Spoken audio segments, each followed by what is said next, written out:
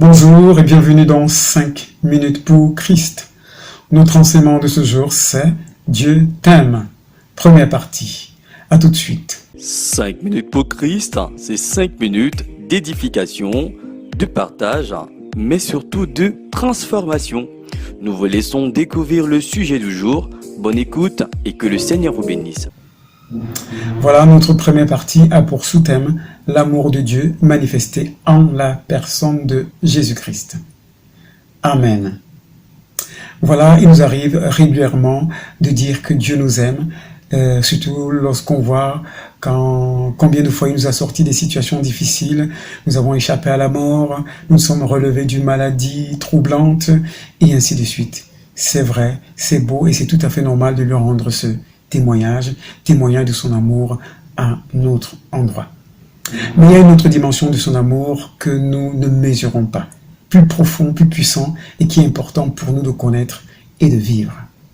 Mais pour mieux comprendre cet amour, je vais nous inviter à lire ces deux versets qui vont nous introduire réellement dans le vif du sujet.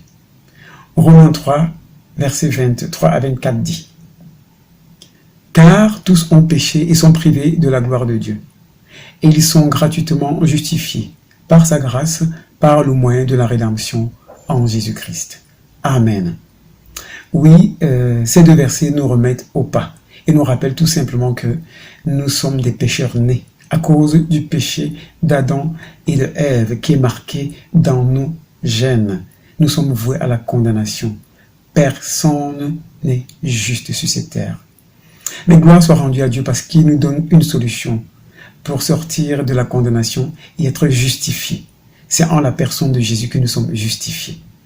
Et oui, le Seigneur nous dit que si nous croyons en Jésus réellement et que nous l'acceptons comme celui-là qu'il a envoyé pour sauver l'humanité, il nous donne d'être justifiés et il nous accorde le salut, la vie éternelle.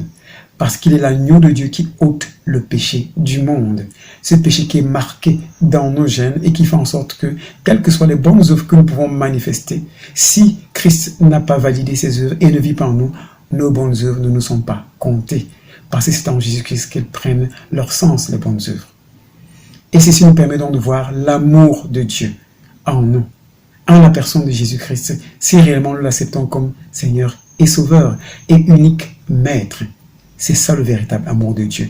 L'amour de Dieu nous exige d'abandonner le péché, d'abandonner nos mauvaises voies, d'abandonner les voies tortueuses que nous avons empruntées jusqu'à aujourd'hui et qui ne l'ont jamais glorifié, pour accepter la voie par excellence qui nous propose, celle de Jésus. Et oui, le témoignage n'est pas seulement celui des bouts des lèvres, mais il doit se vivre dans notre cœur par une sincère repentance. Et c'est en acceptant cette repentance réellement qu'on voit que Dieu est amour parce qu'il vient habiter dans nos cœurs en la personne de Jésus-Christ, qui est également Dieu fait chair, pour nous réconcilier avec ce Dieu merveilleux et tout-puissant qui nous appelle à vivre une vie glorieuse et une éternité avec lui. D'ailleurs, le livre de Jean, chapitre 3, verset 16 dit ceci. « Car Dieu a tant aimé le monde qu'il a donné son Fils unique, afin que quiconque croit en lui ne périsse point, mais qu'il ait la vie éternelle. » Oui, Dieu nous a tant aimés qu'il a envoyé Jésus-Christ, afin que, en croyant en lui, nous ayons la vie éternelle, que nous soyons sauvés. C'est en cela donc que nous devons voir, mesurer et comprendre l'amour de Dieu pour nous. L'amour de Dieu pour nous, ce n'est pas que nous menons notre vie comme cela nous plaît et après on dit « Ah, Dieu nous a rachetés, on est content et tout. » Non. Si aujourd'hui le Seigneur te permet d'être encore debout en vie, c'est parce qu'il voulait que tu comprennes ce mystère et que le malheur ne t'arrive pas avant qu'il ne soit trop tard. Et qu'en mourant et qu'en quittant de ce monde, tu sois supplié de te retrouver dans un séjour des ténèbres où il n'y a plus moyen de revenir dans la lumière de Dieu. C'est pour cela qu'il te dit, aujourd'hui, il toque à la porte de ton cœur et il te dit qu'il t'a donné une solution. Et cette solution, c'est Jésus-Christ.